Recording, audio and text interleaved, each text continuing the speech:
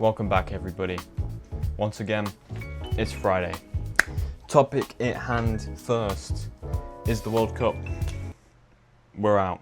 England are out of the World Cup, and rather disappointingly, what was going on?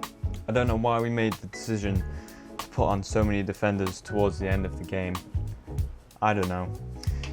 But everyone's got their reasons. It's easier to judge from the outside than it is to be in it and make the decision itself. Who knows what could have happened if we just started attacking. Maybe they still would have scored more goals, but we do have a positive coming from it. I have Argentina in the raffle, so I'm hoping they beat Spain so I can get some money. So you know where my loyalty lies now. I'm with Argentina, although I think Spain will be a really tough team to beat, especially how they played against France, although France were just absent for that game. Now let's get into the meat and potatoes. The book I've been reading this week, Golden Sun. I'm making my return back to the Red Rising series with this legendary book. I have almost finished it. I'm like smidges of pages away. I had to literally drag myself away from reading it because I had some stuff I had to go do. Amazing. Just as good as the first one. That rarely happens, that the second and third. We'll see what happens if they keep getting better. I don't know. Brilliant. Brilliantly written. I love just the whole environment around it. Pierce Brown certainly has a way of keeping you as the reader in the dark, and not in a confusing way, in a rather intelligent way, so that when you find out things, you're kind of finding it out at the same time the enemy's finding it out, and you're like, no way, I didn't expect that. So yeah, maybe it's just me, maybe I'm an idiot, but just continues straight where we left off in the last book. Yeah, once again, I just love the whole idea of the book, the whole fiction, dystopian reality. For those of you that don't know, it's a dystopian reality book where there's these different colours of people, basically different like classes, and they do different things. You have the blues who are pilots or whatever, and the yellows who fix people, help people. Yeah, it's a really good book. Highly recommend anyone get into that if you love the sci-fi, science stuff. If you like Star Wars, you'll probably like that thing. And if you like Project Hail Mary, you'll definitely like that thing. Actually, maybe not. This book's a bit more extreme than Project Hail Mary. Now, I want to leave you guys with a couple of things. A couple of things before we get on to a story I want to tell you guys about. Consistency beats perfection. As long as you're willing to be somewhat consistent and just turn up every day, no matter what, it's worth it. It's worth spending weeks just to get one perfect video when you could have uploaded 5 in a space of 5 weeks and learnt so much more. Because through uploading the unperfect stuff, you just get better and better and better. And the more groundwork you do, you're laying the groundwork, and that's kind of just when you've got to optimize for just putting aside your ego a little bit. I mean, it's taken that to get me to this point right now. I've uploaded some absolute just shames of videos to now get to this point where I'm actually able to talk a bit better, and also you know exactly what I want to talk about. I'm also actually from planning the videos a little bit, not too much, just a little bit. I also want to say to you guys, do things you don't think you can do.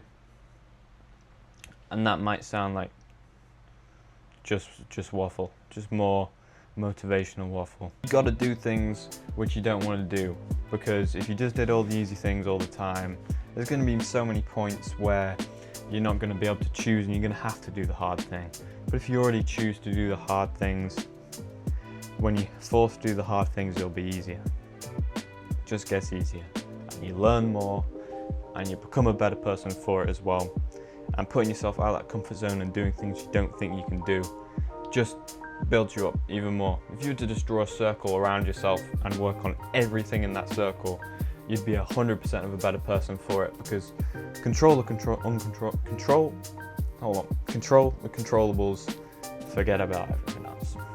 That's Alex Samosi who says that, and he's right. I also want to talk about getting started. You're doing something new, and say you're procrastinating about it because you think you need to get the perfect things. When I first started building my robot, this guy, I felt like I had to have all the perfect gear. I spent ages researching what I needed. that was too much. I delayed getting my 3D printer. It was too much effort, too much procrastination, and it delayed things, which I didn't need to. I could have just got on with this thing straight away, but for some reason, I was delaying things. And I felt things had to be perfect before I even started. And that's not the case. It never is. Accepting to do something new is willing to be bad at it for a short period of time so you can be great at it, maybe great at it, or just even good at it later. So it's willing to accept that over the fact of regretting not even trying. So at least you tried. If you're doing something new, at least tried. Little zinger for you guys. Now, I want to finish off with a story I read from a book a while ago, but I don't think I told it in the episode. And this story is about Alexander the Great, and it's a true story, I think, at least. I don't know. It was in the book, so I imagine it was. So, Alexander the Great is on some kind of Rome or whatever, doing his duties around the city, and he's with his troops, and they come across Diogenes. I think that's how you say his name, Diogenes. Yeah, and he's just resting there in the sunlight, in a barrel, just chilling, enjoying his time. And obviously Alexander, thrilled to meet the famous thinker himself, Diogenes, asks if there's any favor he can do, and he simply says for him to move out the way of the sun.